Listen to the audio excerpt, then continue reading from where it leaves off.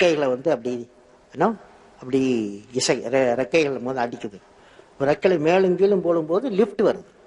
அந்த சக்தி, லிஃப்ட் சக்தி அந்த பறவை பறக்கிறதுக்கு. அது டைரக்ஷனை சேஞ்ச் பண்ணா டெய்லை சேஞ்ச் பண்ணும். அதை காமிச்சு அது உயிர் என்ன, அதுக்கு வந்து எது மோட்டரு எது என்ஜினு, இட்ஸ் லைஃப் பவர். அதாவது அந்த லைஃப் இட் செல்ஃப் இது பவர் ஆகும், இது பறவைக்கு பவர் ஆகும் அப்படின்னு சொல்லி எங்களுக்கு எல்லாம் எக்ஸ்பிளைன் பண்ணி 10 minutes எக்ஸ்பிளைன் பண்ணார். அவர் காலையில் சொல்லி கொடுத்தாரு தியரி, ஈவினிங்கில் வந்து எக்ஸ்பெரிமெண்ட்டாக காமிச்சுட்டார்.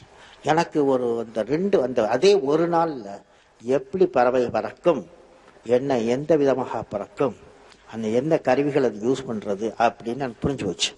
ஆனால் ஒரு முக்கிய காரியம், அன்றைக்கு தான் நான் வந்து நினச்சேன், என் கல்வி நான் என்ன பண்ணாலும் இப்போ இது பறக்கும், எது பறக்குமோ பறக்கும் விஞ்ஞானத்தை பற்றி, பறக்குகின்ற ஃப்ளைட் சயின்ஸை